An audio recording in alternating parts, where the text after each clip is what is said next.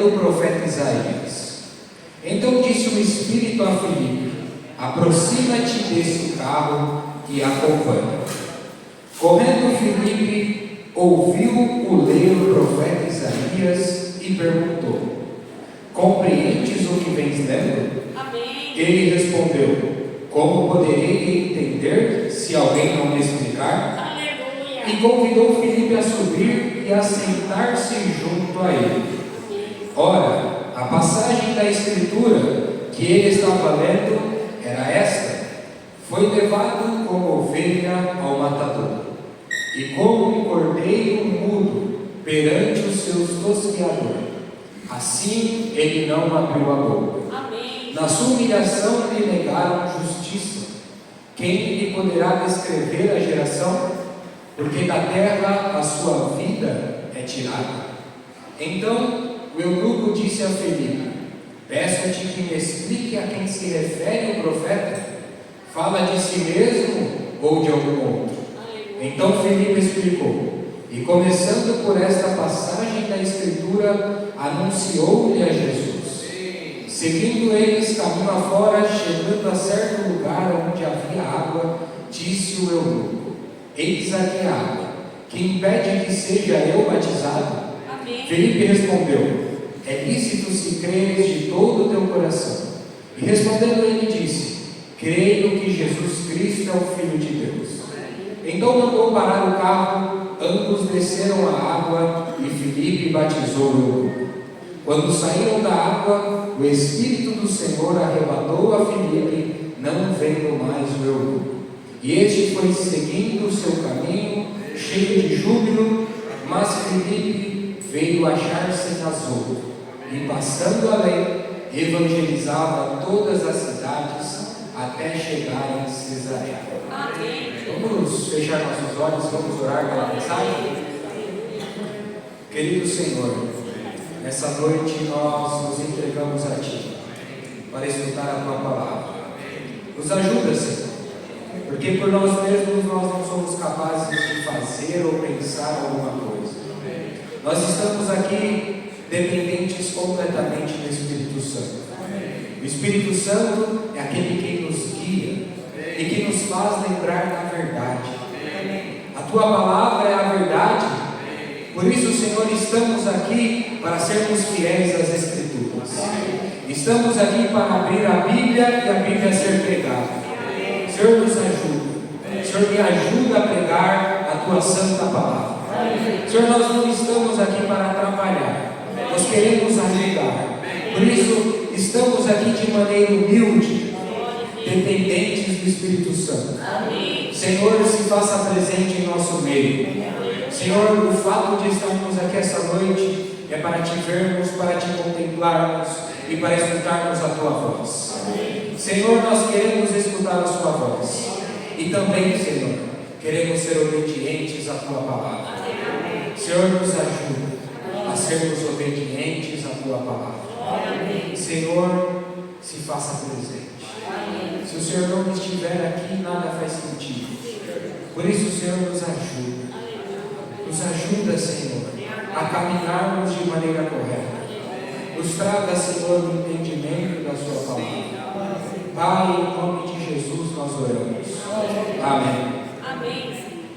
Queridos irmãos, neste final de semana, então nós daremos continuidade à nossa série de estudos do livro de Atos dos Apóstolos.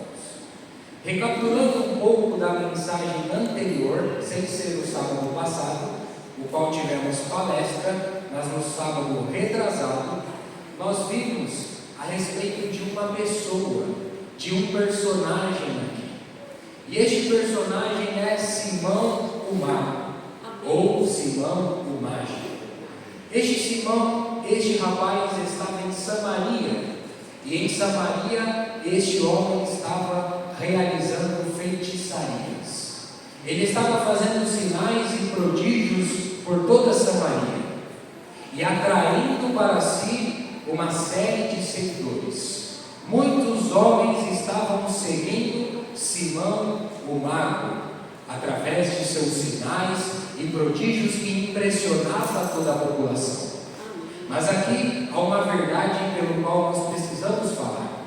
Estes sinais e prodígios pelo qual Simão estava realizando não eram sinais vindos de Deus, eram sinais vindos do inferno, vindos de Satanás. Simão não estava realizando sinais e prodígios da parte de Deus. Simão era um homem que se autoproclamava e batia no peito, poderoso e notável. Abre um parênteses aqui, segundo alguns textos históricos e não inspirados por Deus, como as Escrituras, nós vimos na mensagem retrasada que Simão, ele dizia que ele era a única boca de Deus naquele período. Simão, ao mesmo tempo, dizia ser o oráculo de Deus naquele momento também. Simão foi um dos fundadores de uma seita herege chamada Simonia. Essa seita tinha como seu principal objetivo a venda de coisas ilícitas espirituais. A venda ilícita de coisas espirituais. Quais coisas eram essas? Eles vendiam indulgências, sacramentos e objetos ungidos pelo próprio Simão. Qual era o objetivo? Que as pessoas comprassem. E qual era o argumento de venda que eles utilizavam? Aquele que comprasse esses objetos, essas indulgências, esses sacramentos, esses objetos ungidos por Simão, primeira coisa, tinham todos os seus pecados já perdoados. Segunda coisa, aquele que comprasse já teria um lugarzinho reservado no reino de Deus. Então, meus amados irmãos, é triste nós dizermos aqui, mas quando nós olhamos o cenário religioso hoje, nós infelizmente nos deparamos com muitos Simãos magos. Líderes espirituais que estão mais atraídos em lucros, em poder, em status, do que serem fiéis às Escrituras, do que abrirem a Bíblia e pregarem a Bíblia.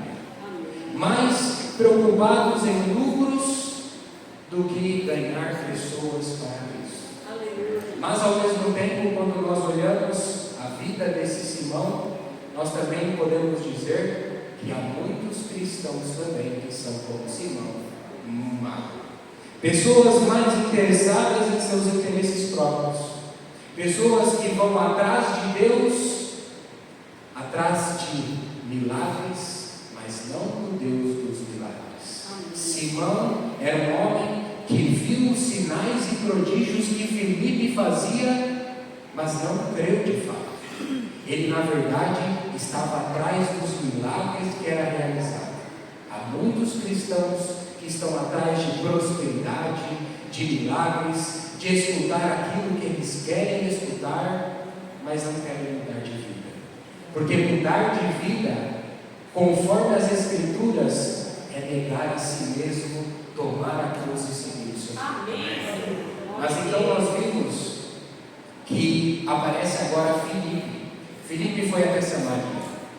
Filipe aparece em Samaria pregando a respeito de Jesus, falando do reino de Deus.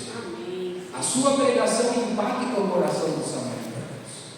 Muitos samaritanos ali, eles creem, são batizados, inclusive Simão, o mágico, o mago. Mas, todavia, precisamos aqui também frisar algo importante. Simão não creu em Jesus Cristo como seu Senhor e Salvador. Simão não recebeu Jesus como seu Senhor e Salvador. Simão é aquele crente também que vai com a manada. Vê todo mundo crendo, então eu creio. Vejo todo mundo batizando, então batizo. Talvez Simão ficou impactado com a oratória de Filipe, ou com os sinais que Filipe fazia, mas Simão não ficou impactado com Jesus. Ele não creu em Jesus. Ele não recebeu Jesus como seu Senhor e Salvador. Como nós sabemos disso? Através das suas ações. E depois nós vemos que os apóstolos, eles são chamados para ir até Samaria. Em Atos 1, capítulo 1, verso 8, nós vimos que estes apóstolos, que eu e você fomos chamados para sermos testemunhas de Jesus, tanto em Jerusalém, Samaria, Judéia e até os confins da terra. E uma testemunha é aquele quem vê e escuta algo. Então os apóstolos foram chamados até Samaria para ver o que estava ocorrendo em Samaria. Ali estava se fundando uma nova comunidade de irmãos em Cristo em Samaria. Então os apóstolos foram até lá para testificar se aquilo de fato era verdadeiro. E ao ir até ali, nós vimos na mensagem retrasada que os apóstolos ali fazem sinais, prodígios, assim como Filipe, a ponto de Simão o mago ficar deslumbrado. Tamanho era o poder, o sinal que este homem fica deslumbrado. E qual é a sua reação? Este homem resolve então subornar os apóstolos. Ele então pega o dinheiro que ele tem e tenta comprar os apóstolos, achando que o poder do Espírito Santo estava à venda. Este homem pega o seu dinheiro e tenta comprar algo de Deus, achando que Deus é uma mercadoria. Mas os apóstolos são homens de Deus, são homens íntegros, são homens que têm seus princípios e os seus valores retos segundo as Escrituras. Esses homens não se dobram, esses homens não se vendem por qualquer troco banal. Estes homens não aceitam o suborno. E nós vemos Pedro dizendo para Simão: Simão, você precisa se arrepender. Simão, pega o seu dinheiro e vai para longe, porque o Espírito Santo não está à venda. As coisas de Deus não é uma mercadoria que se vende e que se compra em qualquer boteco de esquina. Não, o Espírito Santo não está à venda. Este homem estava atrás do poder do Espírito Santo, mas sem conversão genuína não há poder do Espírito Santo. Sem intimidade, sem uma vida com santidade a Deus, eu e você não temos o poder do Espírito Santo. Então, agora nós entramos no verso 26, o qual nós lemos essa noite. E diz o seguinte no verso 26: um anjo do Senhor falou a Filipe dizendo: dispõe-te e vai para o lado do sul, no caminho que desce de Jerusalém a Gaza, e este se acha deserto. Ele se levantou e foi. Aqui eu e você podemos perceber um chamado de Deus, um chamado de Deus a Filipe. E esse chamado de Deus a Filipe vem por intermédio de um anjo. A palavra anjo no original grego aqui é angelos, que significa mensageiro, aquele que importa uma notícia. Então, os anjos são mensageiros de Deus e esse anjo traz uma notícia a Filipe. Qual é a notícia que o anjo traz a Filipe? Filipe, levanta-se, ou dispõe-te, como está em algumas versões. Levanta, sai do norte de Israel, aonde você está, que é Samaria, e vai para o sul, em direção a Gaza, e o caminho vai estar deserto. Esse é o recado de Deus que ele traz por intermédio de um anjo a Filipe. Sai do norte, vai para o sul, e o caminho vai estar deserto. Então eu chamo a sua atenção essa noite ao seguinte fato: Filipe estava em Samaria. Samaria estava cheia, estava lotada. Ali estava acontecendo algo maravilhoso. O Evangelho tinha chegado aos samaritanos. Jesus havia dito que o Evangelho chegaria até os confins da terra. Iniciaria em Jerusalém, passaria por toda a Judéia, Samaria, até os confins da terra. Então estava se cumprindo aquilo que Jesus havia falado. O Evangelho chegou ao samaritano, aquele povo desprezado pelo judeu, aquele povo também que recebeu agora Jesus Cristo, aquele povo também está com o Espírito Santo não só presente na vida deles, mas o Espírito Santo agora é o presidente da vida deles. É o Espírito Santo que governa a vida destes homens. Então Filipe sai de onde estava todo mundo, aonde ele talvez era alguém responsável, porque podemos ver que ele foi o primeiro a trazer uma pregação em Samaria. Filipe era um daqueles 7 diáconos levantados, homens de boa reputação, cheios do quê? Do Espírito Santo e de sabedoria. Então este homem agora é levado não mais aonde um cenário que ele estava, cheio de responsabilidades, de pregação, mas agora ele é levado para um caminho de deserto, solitário. Perceba o contraste. Essa foi uma ordem expressa de Deus. Sai de um lugar que talvez você esteja numa zona de conforto e vá para um lugar de deserto. Será que eu e você iríamos acatar esse chamado? Será que eu e você iríamos pensar, titubear, poxa Senhor, mas eu estou aqui em Samaria, tudo está acontecendo aqui, eu trouxe aquela pregação, mas puxa Senhor, tudo acontece aqui, o Senhor quer que eu vá para um caminho de deserto? Quando nós vemos, meus irmãos, todos nós às vezes passamos por caminhos de deserto. Talvez eu e você estejamos passando hoje por caminhos de deserto. Um caminho solitário que talvez você não tenha entendimento do porquê você está passando por isso. Mas saiba que todo caminho de deserto não é um caminho de deserto qualquer. Este caminho de deserto é um caminho de deserto com um propósito. Deus tem um propósito na vida de Filipe.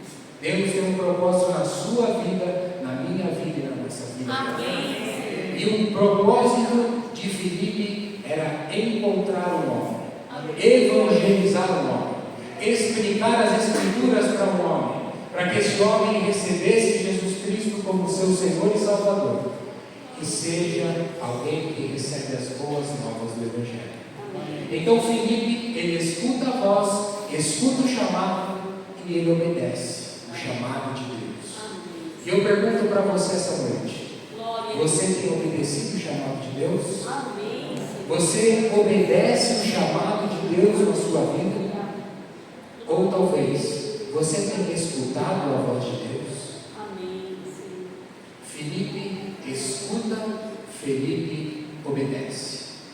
Verso 27 diz o seguinte: eis que um etíope, eunuco, alto oficial de Candace, rainha dos etíopes, o qual era superintendente de todo o seu tesouro, que viera adorar em Jerusalém. Esse verso 27 tem muita informação para nós. Então vamos destacar algumas informações. A primeira informação é que aparece agora um eunuco etíope. Qual é o nome desse homem?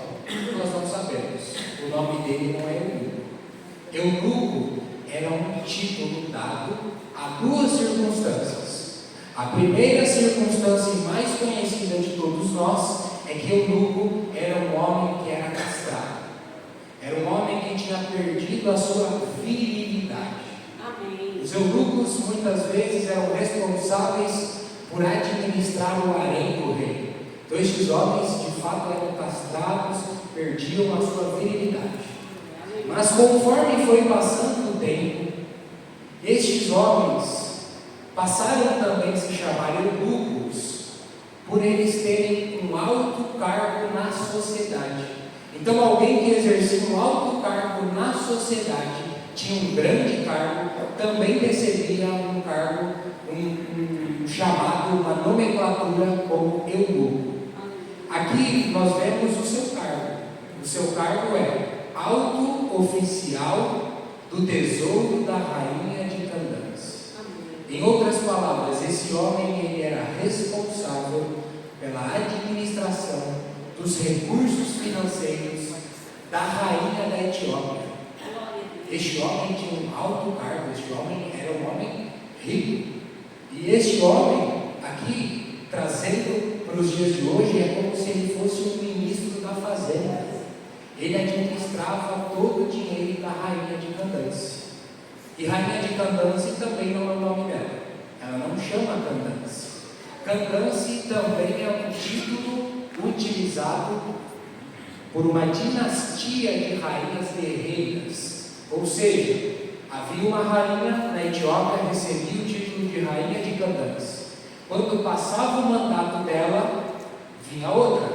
Quando vinha outra, também recebia o título de rainha de Candance.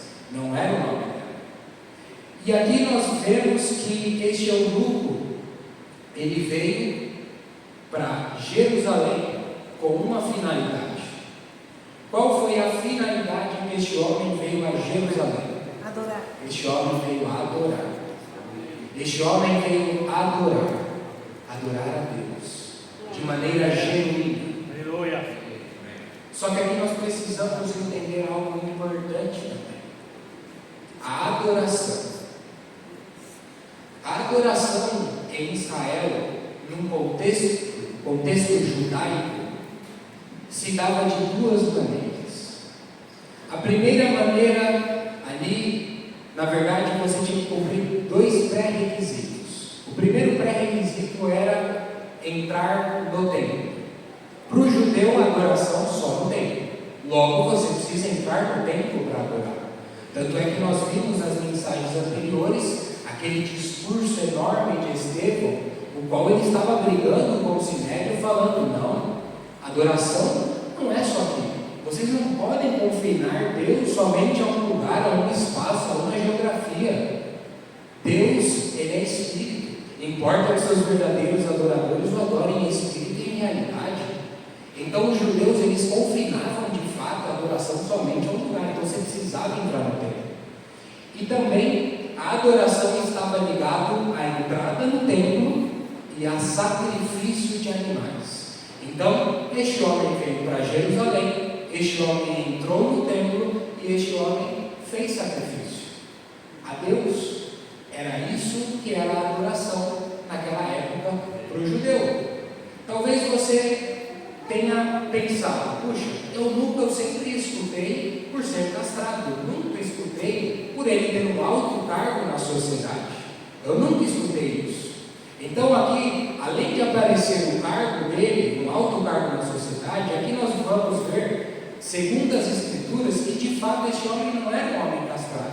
Abra sua Bíblia em Deuteronômio 23, verso 1.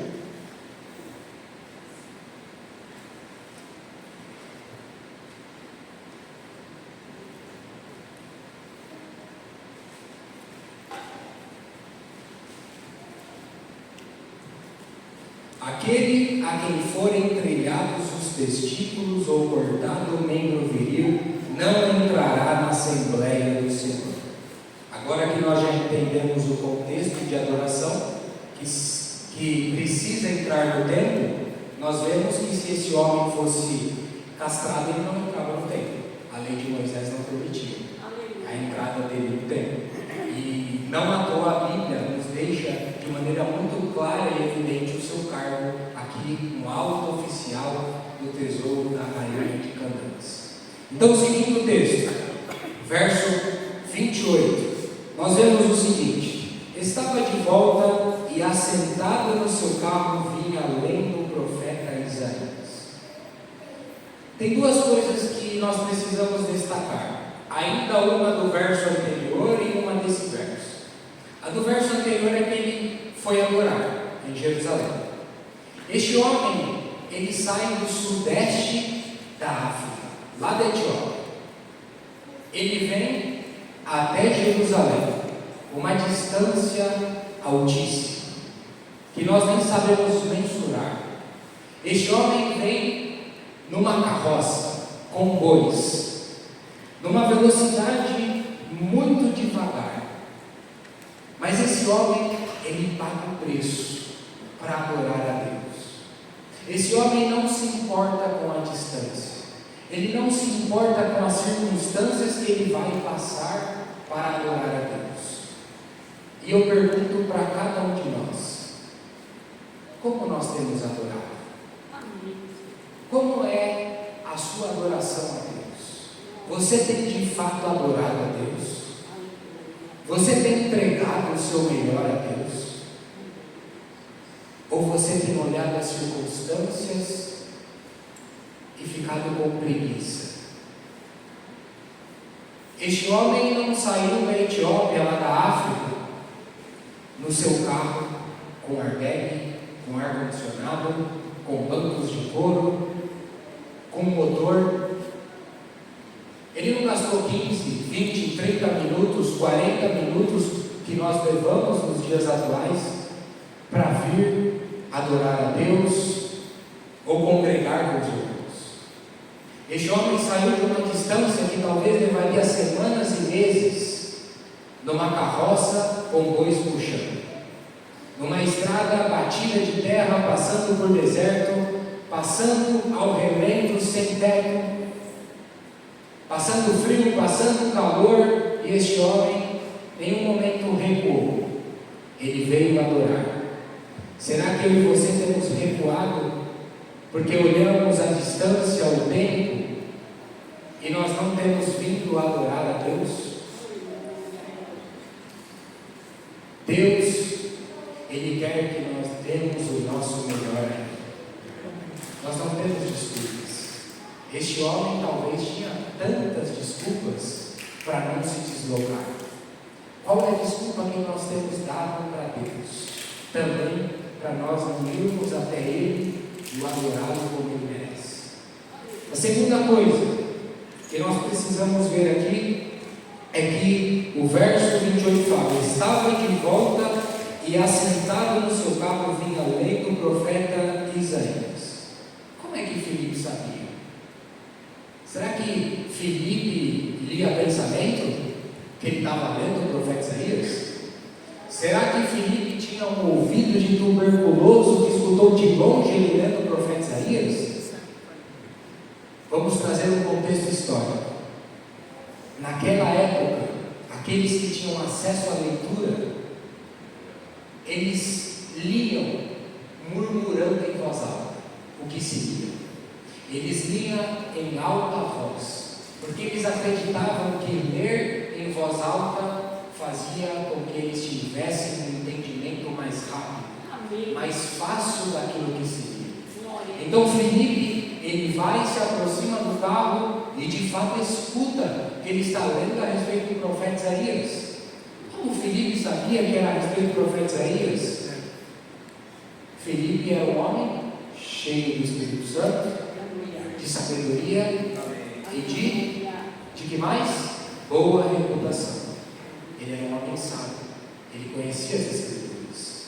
Então Filipe se aproxima do carro, amando do Espírito Santo. O Espírito Santo incomoda Filipe e fala: vai naquele carro ali. Perceba os detalhes, como o Emerson sempre fala. Veja os detalhes. O caminho não estava deserto? Por que o caminho precisava estar deserto? Para ele ver um carro e parar aquele carro. Imagina se este caminho estivesse lotado, cheio de carros indo, voltando. E aí, quem que eu abordo? Qual carro eu paro? Mas o caminho estava deserto, porque era um carro que ele devia parar. O seu propósito era encontrar um homem, o eunuco etíope. Então este homem se aproxima do carro. Este homem faz uma pergunta para o eunuco. Qual foi a pergunta que ele fez para o eunuco? Você entende o que você está lendo? Amém. Qual é a resposta do eunuco? Como é que eu posso entender se não tem ninguém que me explique? Aleluia, Senhor. Como é que eu posso entender se não tem ninguém para me explicar o que eu estou lendo? Então agora Filipe é o convidado de honra desse carro. Amém. Filipe sobe no carro e segue viagem com o eunuco etíope, explicando para ele as Escrituras.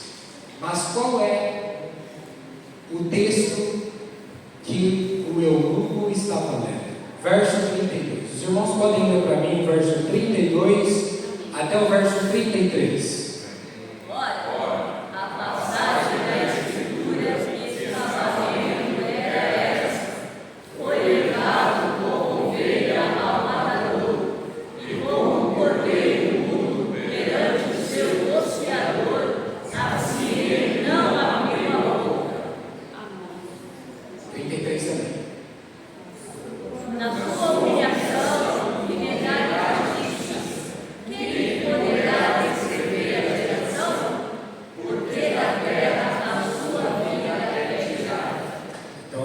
vemos qual era o trecho.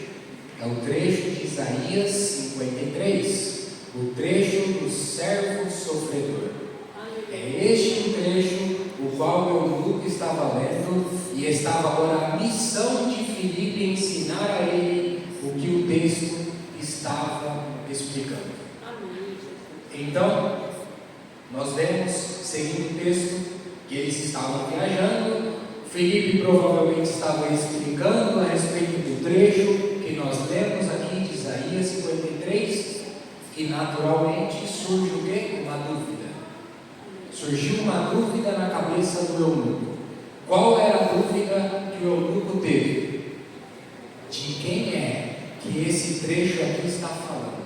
Aleluia. Quem é que o profeta Isaías aqui está falando? Quem é este homem que leva os pecados da nação? Essa é a pergunta do eunuco.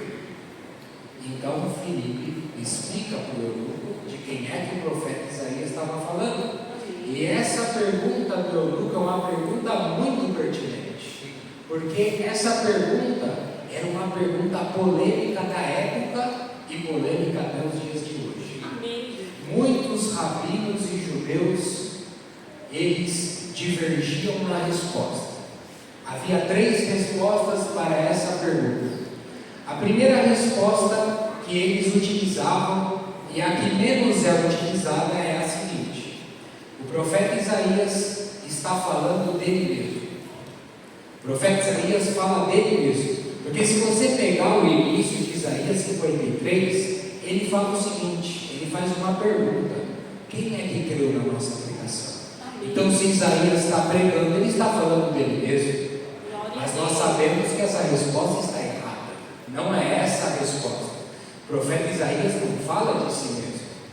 A segunda resposta que eles utilizam, e é a que eles mais utilizam até nos dias atuais, é a seguinte: o profeta Isaías não fala dele mesmo, mas ele fala da nação de Israel.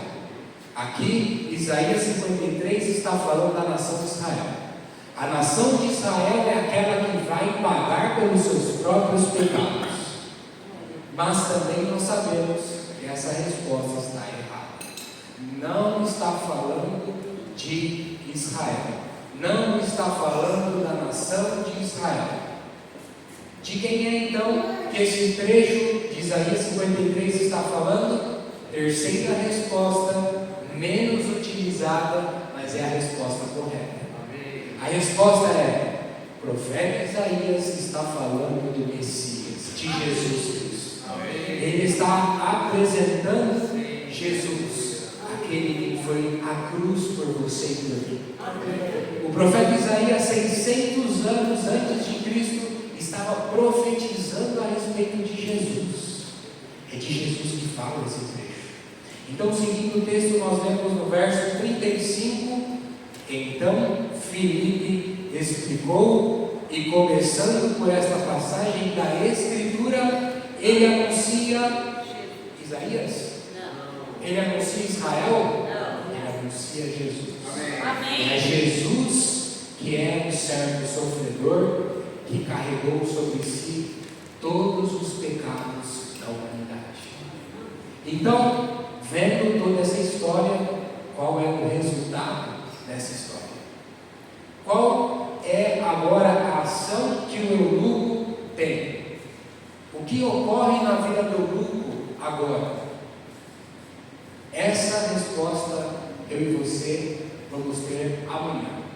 Então não perca a reunião do Partido do Pão. Amém. A reunião do Partido do Pão é a reunião do dia do Senhor. Amém. De nós lembrarmos daquele que passou por tudo isso em Isaías 53 por nós. Amém. Que nós amanhã possamos vir entregando o nosso melhor a Deus. Amém. Que a gente pague um preço, assim como esse eunuco saiu lá da Etiópia, do sudeste da África, para ir para Jerusalém. O que é nós virmos amanhã? Não é nada comparado pelo que o Senhor fez por cada um de nós. Amém? Amém? Mas antes de finalizar, eu quero trazer algumas aplicações para nós nessa mensagem. A primeira aplicação que eu trago é a soberania de Deus. Deus, Ele é soberano. Glória. Filipe é um homem de Deus e ele entende a soberania de Deus. Amém. Filipe escuta o chamado de Deus e ele entende que por mais que ele teria que sair de um lugar que talvez ele estava na sua zona de conforto, ele iria passar por um caminho de deserto, ele sabia que Deus tinha o controle de toda a situação. Amém. Você crê que Deus é soberano também na sua vida? Amém. Ele tem o controle de toda a situação? Amém. Você crê que Ele tem o controle da história? Glória a Deus. Filipe também tinha essa certeza, porque ele foi por um caminho de deserto, ele passou, mas como falamos, não é um deserto qualquer, é um deserto com propósito. Talvez também eu e você estejamos por este caminho de deserto. Creia que Deus é soberano, porque no final você vai sair melhor do que você entrou. Porque no final você vai enxergar a Cristo. Porque no final você verá o propósito que Deus tem na sua vida. Aleluia. Segundo ponto que eu trago: obediência a Deus. Amém. Filipe escuta a voz, o chamado, e Filipe é obediente. Ele vai, ele é obediente ao propósito de Deus. E eu e você, essa noite, precisamos sair daqui com uma certeza: obedecer a Deus é desobedecer você. Obedecer a Deus é desobedecer você mesmo. Glória a Deus. Escutar a voz de Deus é calar a sua própria voz. Amém. Cristão que é obediente a Deus, ele se nega. Aleluia. Ele toma a cruz e ele segue o Senhor. Aleluia. Ele não segue a manada, ele não segue os outros, ele não se importa com os outros. Primeira coisa, eu penso o que Cristo pensa. O que ele acha de tudo isso? É isso que nós precisamos ter como ciência da nossa vida. Amém. Você não foi chamado para ser testemunha de ninguém. Não. Você foi chamado para ser testemunha de Jesus. Amém. Jesus é aquele pelo qual eu e você precisamos dar testemunho. Aleluia. Terceiro ponto importantíssimo: a importância da palavra de Deus. Você entende o que você está vendo?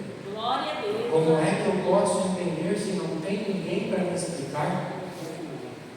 Você tem procurado entender as Escrituras? Aleluia, Jesus. Você tem lido a sua Bíblia? Você tem aberto a sua Bíblia? Se você não entender a sua Bíblia, se você não ler a sua Bíblia, você não vai conseguir explicar. Há tantas pessoas aí fora como esse grupo que estão desesperadas e ansiosas por uma palavra que traga sentido à vida delas. Aleluia. Há tantas pessoas com dúvidas, mas se você não entender, quem é que vai explicar para elas? Aleluia.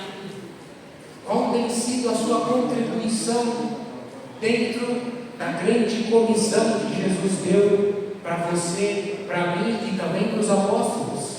Essa grande comissão de ir pregar o Evangelho, batizando em nome do Pai, do Filho e do Espírito Santo, não foi só para aqueles homens, foi para cada um de nós também. Amém.